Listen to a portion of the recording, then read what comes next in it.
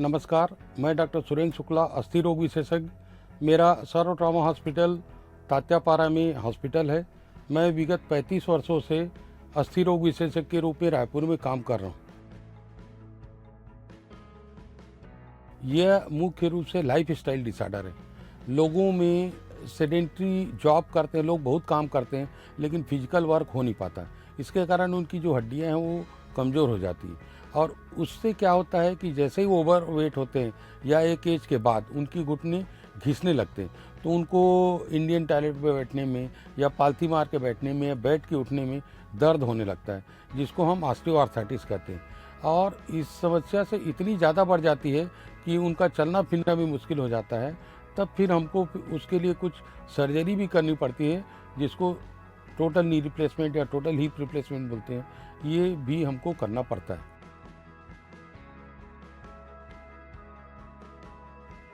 यह सोचना बिल्कुल गलत है कि सर्जरी के बाद लाइफ में और प्रॉब्लम आ जाता है। समाज में ऐसी भ्रांति है, लेकिन मैं आपको बता दूं, नी रिप्लेसमेंट एलोपैथी का समाज के लिए एक बहुत बड़ा वरदान है। लोग घुटने के दर्द से परेशान रहते हैं और जब शरीर में दर्द रहता है तो किसी काम में मन नहीं लगता, लोगों की एफिशिएंसी कम हो जाती है। जैसे ही उसका नी रिप्लेसमेंट करते हैं, दूसरे दिन से या सेम डे से हम उनको चलना फिरना सिखा देते हैं। जब हम नी रिप्लेसमेंट करते हैं तो सेकंड डे से पेशेंट चलना फिरना, अपना टॉयलेट जाना और सीढ़ी चढ़ना उतरना प्रारंभ कर देता है। तो ये जो रिप्लेसमेंट सर्जरी, इसको जैसा सोचते हैं कि रिप्लेसमेंट कराएंगे तो बहुत बड़ी सर्जरी है, बिस्तर में रहेंगे, ऐसा कुछ भी नहीं है। रिप्लेसमेंट की सबसे अच्छी बात यह है कि हमने रिप्लेसमेंट किया और नेक्स्ट डे पेशेंट को हम वॉक करा देते हैं, वो चलना फिरना प्रारंभ कर देता है। ये बहुत ही अच्छी सर्जरी है। लोगों को आगे आना चाहिए, समाज में लोगों का एक्सेप्टेंस बढ़ना चाहिए और दर्द से मुक्ति पाएँ, अपनी लाइफ को एक्टिव रखें, समाज में अपनी सहभागिता बढ़ाएं। और यदि आपको घुटनों में या हिप में प्रॉब्लम है तो तुरंत रिप्लेसमेंट कराइए। ये मैं सलाह समाज के लोगों को देता हूँ। जनरली 90% लोगों में जब ऑस्टियोआर्थराइटिस होता है तो दोनों घुटने में होता है, लेकिन कुछ एक्सेप्शनल केसेस होते हैं, जैसे किसी को लिगामेंट इंजरी हो गया या फ्रैक्चर हो गया या कभी कुछ पस आ गया, ऐसे में एक घुटने में ज़्यादा प्रॉब्लम हो जाता है। उस समय उस नी जॉइंट में ऑस्टियोआर्थराइटिस हो जाता है, उसमें पेन होने लगता है और दूसरा घुटना एकदम स्वस्थ रहता है। लेकिन जो एजिंग प्रोसेस होता है ऑस्टियोआर्थराइटिस के कारण होता है, तो 90% केसेस में दोनों घुटने में होता है। और यदि आपको दोनों घुटने में प्रॉब्लम है तो दोनों घुटनों को एक साथ रिप्लेस कराना चाहिए, ताकि टोटल दर्द खत्म हो और आप तुरंत अपने काम पे जा सकें। पहले वर्ड का ये रिकमेंडेशन था कि दोनों घुटनों की सर्जरी सिंगल सीटिंग में, सिंगल एनेस्थीसिया में सिंगल डे करते थे। अभी लेकिन उसमें थोड़ा रिकमेंडेशन ये हो गया है कि एक दिन में एक सर्जरी करनी चाहिए, लेकिन एक ही एडमिशन में दोनों घुटने की सर्जरी कर देनी चाहिए। एक ही साथ करते हैं तो बॉडी में थोड़ा उसका जो शॉक है ज़्यादा होता है, डॉक्टर भी थक जाते हैं। तो एक दिन में एक घुटने करें, नेक्स्ट डे सेकंड घुटने का कर दें, तो आजकल बेस्ट रेजिम में होता है। लेकिन एक ही सिटिंग में करें तो एक ही एंटीबायोटिक में, एक ही फिजियोथेरेपी में, एक ही एडमिशन में दोनों घुटने की सर्जरी हो जाती है।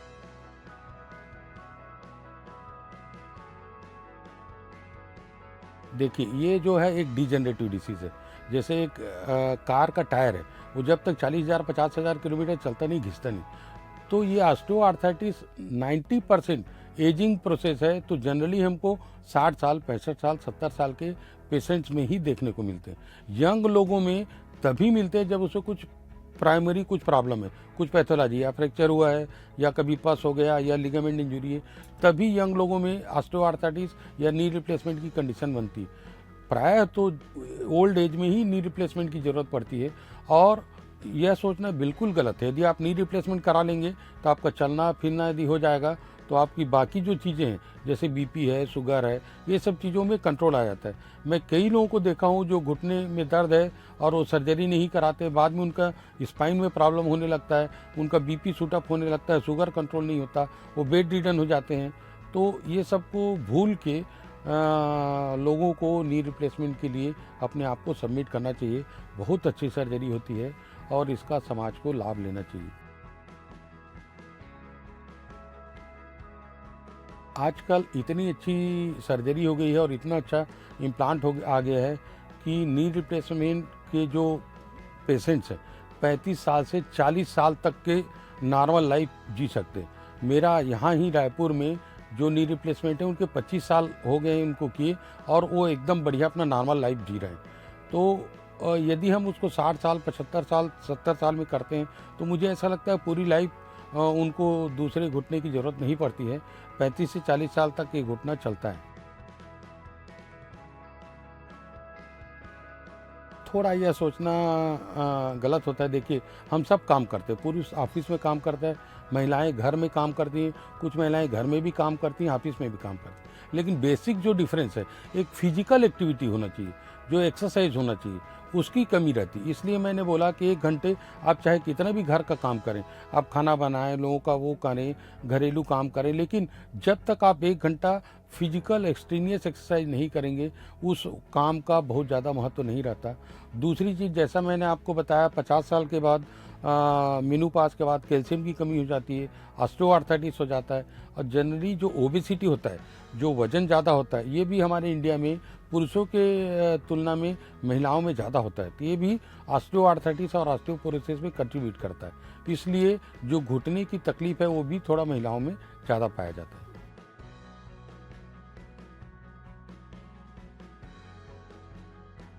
वॉकिंग जो है बहुत अच्छी एक्सरसाइज है। मैं तो सबको सलाह देता हूँ कि आप वॉकिंग करिए। वॉकिंग करने से ऐसा नहीं कि सिर्फ पैर का एक्सरसाइज होता है। आप कभी वॉक करके देखिए, आपको एसिडिटी है, आपको फ्लैचुलेंस है, आपको इंडाइजेशन है, आपको बीपी है, शुगर है, सिंपल वॉकिंग से केवल पैर का नहीं, पूरे बॉडी की एक्सरसाइज होती है। वॉकिंग बहुत अच्छा एक्सरसाइज है, उसको तो करना ही चाहिए। और एक एज के बाद मैं तो सबको रिकमेंड करूँगा कि आप खाली वॉकिंग कर लें, वो भी बहुत है। आप 3 से 4 किलोमीटर पर डे चल लें, बहुत अच्छा है। उसके ऊपर यदि आप कर सकते हैं तो योगा या आप और कुछ जो भी जिम जा सकते हैं या कुछ अच्छा एक्सरसाइज कर सकते हैं, तो वो आपको बोनस के रूप में फ़ायदा देगा। लेकिन वॉकिंग भी बहुत अच्छी चीज़ है। लोगों को 45 मिनट दिन में ज़रूर वॉकिंग करनी चाहिए। नमस्कार।